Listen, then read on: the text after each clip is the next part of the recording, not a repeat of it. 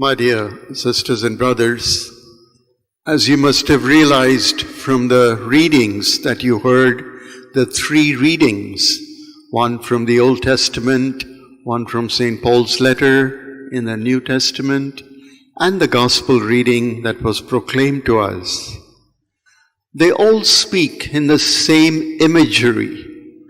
And the imagery is about a caring God. They use the image of a vineyard, that God has a vineyard and He gives it to tenants to cultivate and develop wine so that they can enjoy the fruits of the vineyard. But the Gospel tells us that these tenants were wicked tenants. They were not faithful to the master while the master was away, and they did not develop the vineyard as they should have. Not only that, when the master came back from his journey and sent his servants to go to the tenants and to collect the fruit of whatever had happened in that year, the harvest, these wicked tenants caught hold of the servants of the master and killed them, and refused to give fruit or to return the vineyard to the master. These scenes are not unfamiliar to us in Goa. Those of us who live here, you know how many property troubles you have and how many properties are taken over by people who are not owners of the property. They simply do it by force, by corruption, by manipulation, and so on and so forth. But they do not develop what God has given to them. So this is not unfamiliar to us, this type of behavior pattern.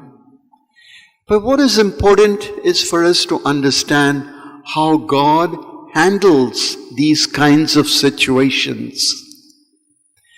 That God is not a revengeful God, but that God reaches out to these people and tries to transform and change them. He tries to win them over to the kingdom.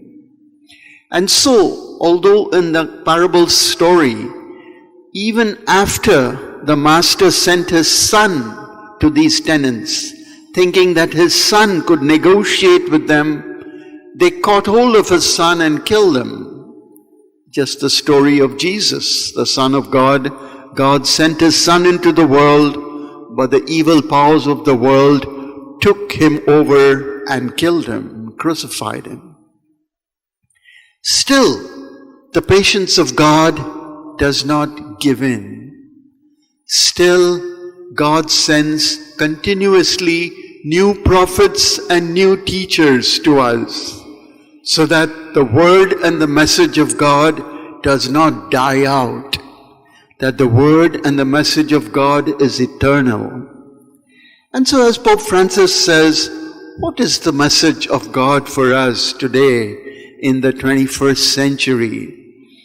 And he briefly summarizes it in these two words, that God is a merciful God and is a compassionate God. That mercy and compassion also belong to this new kingdom of God.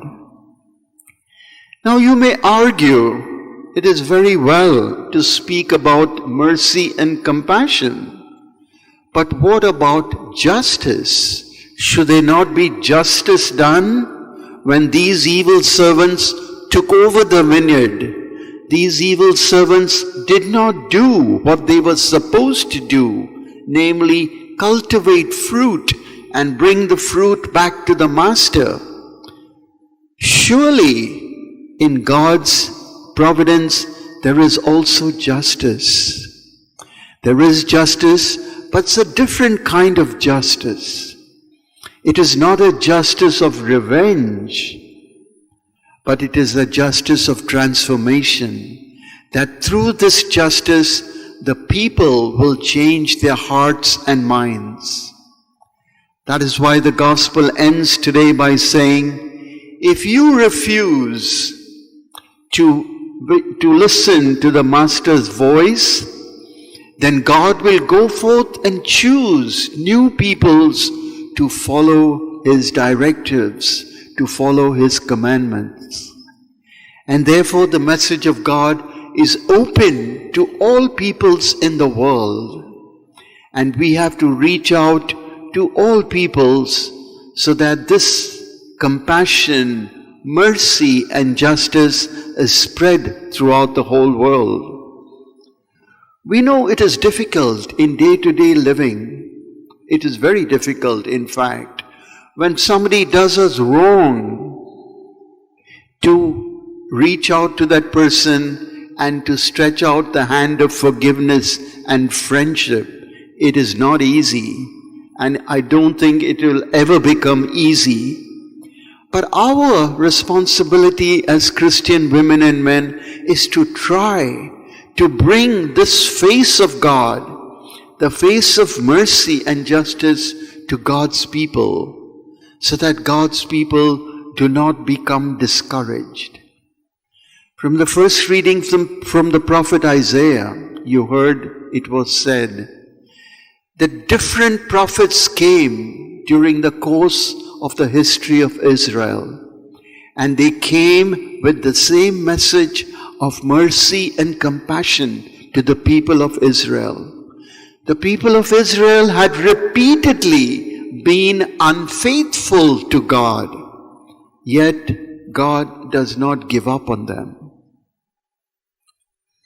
A little bit of this we see happening in our families.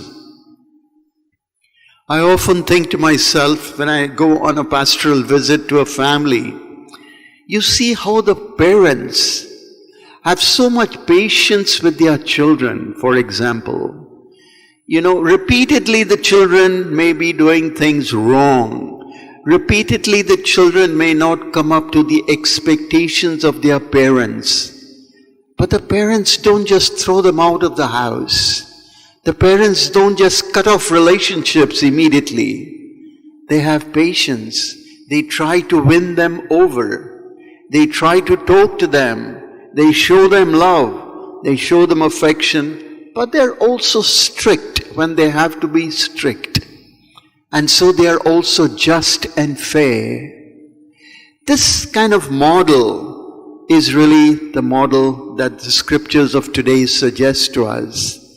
That from the Old Testament down to the life of Jesus, we see this repeatedly.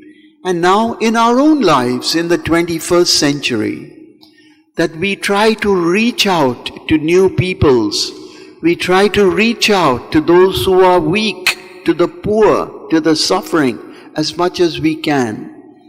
I understand we cannot do everything. I understand we cannot go out and transform the world in a few days. No, it will not happen, and it is unrealistic.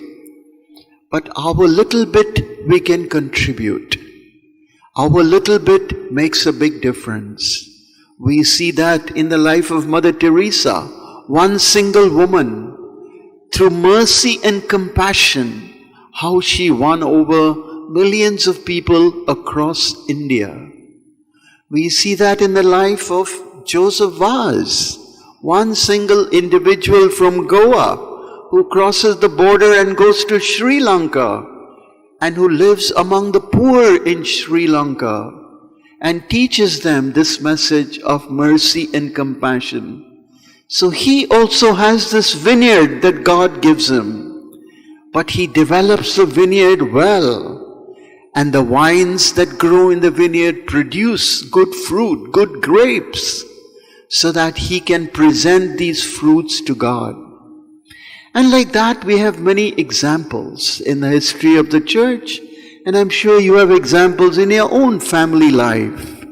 So let us keep all of these in mind today on this Sunday, as we thank God for this teaching on mercy, compassion, and justice. And that we shall, with God's grace and help, follow these teachings. Amen.